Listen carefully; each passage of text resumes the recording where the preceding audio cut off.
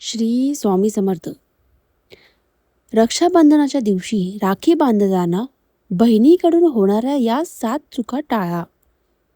रक्षाबंधन म्हणजे फक्त हातावर राखी बांधण्याचा सण नाही, तर हा भाऊ बहिणीच्या प्रेमाचा, विश्वासाचा, आठवणीचा आणि आयुष्यभर एकमेकांच्या पाठीशी उभे राहण्याचा वचनाचा सण आहे.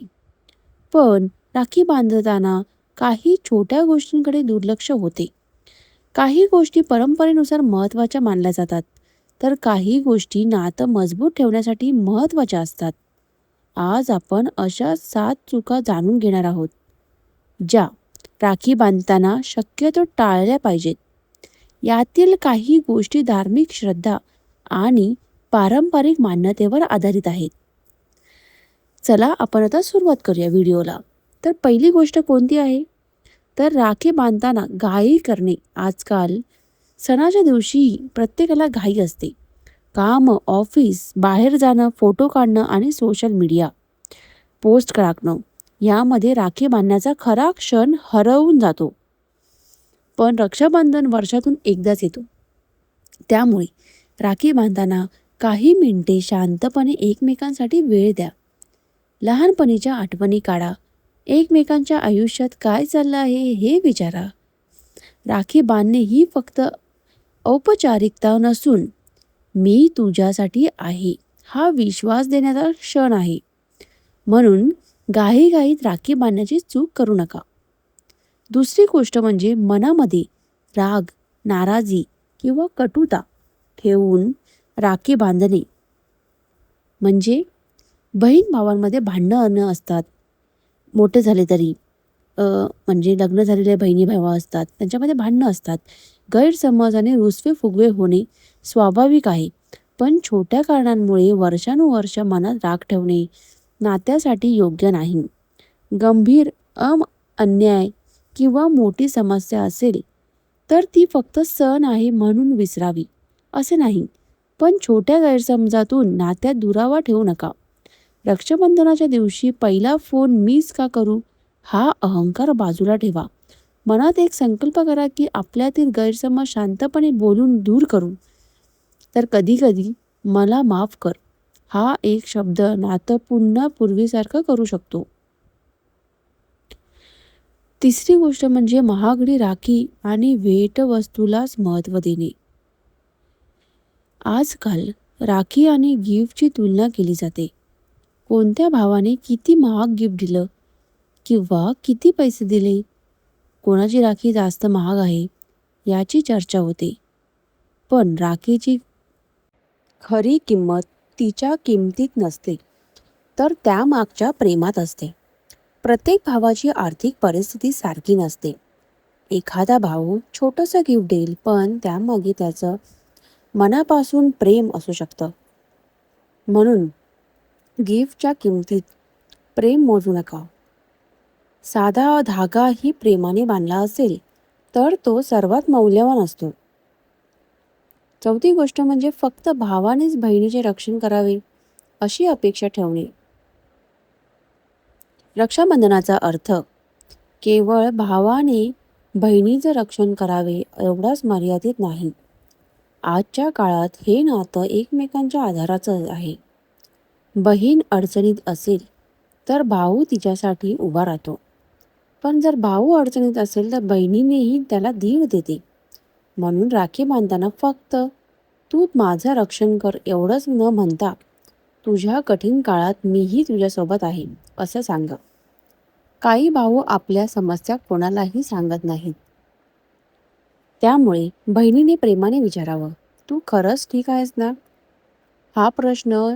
हा एक प्रश्नही त्याला मोठा आधार देऊ शकतो. पाचवी गोष्ट म्हणजे भावासाठी मनापासून शुभेच्छा किंवा प्रार्थना न करणे. प्रत्येक घराची पूजा आणि राखी बांधण्याची परंपरा ही वेगळी असते. पण कोणतीही पद्धत असली तरीही भावासाठी मनापासून चांगली इच्छा व्यक्त करणे महत्त्वाचे आहे. राखी बांधताना मनात भावाच्या आरोग्यासाठी, सुखासाठी, प्रगतीसाठी आणि आनंदासाठी प्रार्थना करा. देवा, माझ्या भावाला चांगलं आरोग्य दे, त्याच्या आयुष्यात सुख दे, त्याच्या अडचणींवर मात करण्याची शक्ती दे, अशा मनापासून दिलेल्या शुभेच्छा हाच या सणाचा सुंदर भाग आहे. राखी बांधण्याचा क्षण फक्त फोटो काढण्यासाठी नसून एकमेकांसाठी चांगलं मागण्याचा आहे. आता 6वी गोष्ट म्हणजे हल्लीची कलियुगातली 6वी गोष्ट आहे. ती म्हणजे सोशल मीडियासाठी सण साजरा करणे.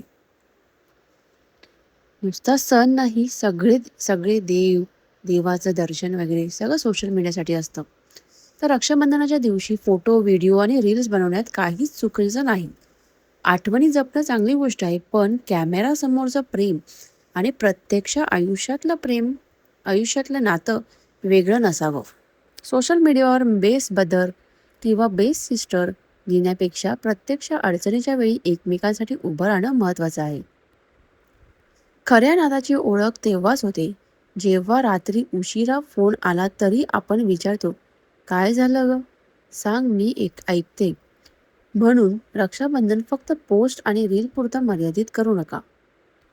आता 7वी गोष्ट म्हणजे राखी बांधल्यानंतर वर्षभर नात्याकडे दुर्लक्ष करणे. ही सर्वात मोठी चूक आहे. रक्षाबंधनाच्या दिवशी राखी बांधायची, फोटो काढायचे, गिफ्ट द्यायचं आणि दुसऱ्या दिवसापासून पुन्हा एकमेकांच्या आयुष्यात लक्ष न देणे, हे अजिबात योग्य नाही. तर राखीचा धागा काही दिवस हातावर राहतो, पण त्यामागचं नातं वर्षभर मनात राहायला हवं. भावाचा वाढदिवस लक्षात ठेवा. तो आजारी असेल तर फोन करा, अडचणीत असेल तर मदत करा. बहिणीला लग्नानंतरही तिच्या अडचणीत विचारत राहा, "तू कशी आहेस?" किंवा "तू ठीक आहेस ना?" हा साधा प्रश्नही खूप मोठं प्रेम व्यक्त करतो.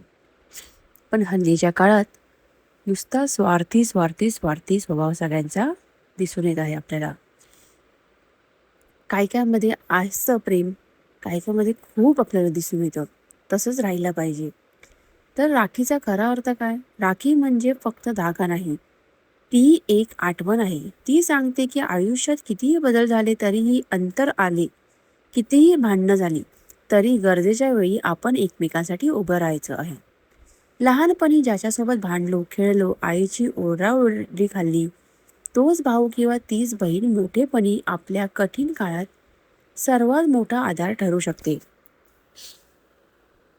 तर मित्रांनो, रक्षाबंधनाच्या दिवशी राखी बांधताना या 7 चुका शक्यतो टाळा. राखीचा धागा किती महाग आहे, यापेक्षा त्यामागचं प्रेम किती खरं आहे, हे महत्त्वाचं आहे. राखी हातात काही दिवस राहील, पण तिचं वचन आयुष्यभर मनात राहायला हवं. या रक्षाबंधनाला तुमच्या भाऊ किंवा बहिणीला फक्त राखी किंवा गिफ्ट देऊ नका, तर थोडा वेळ द्या, प्रेमाने बोला आणि एकदा नक्की विचारा, "काय? तर तू खरंच ठीक आहेस ना?"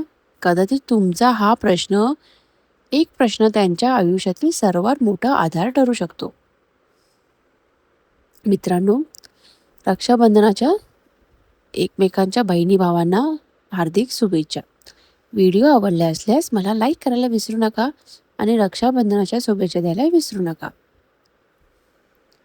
अशीच नवीन नवीन व्हिडिओची माहिती पाहिजे असेल तर चॅनलला सबस्क्राईब करायला विसरू नका. श्री स्वामी समर्थ.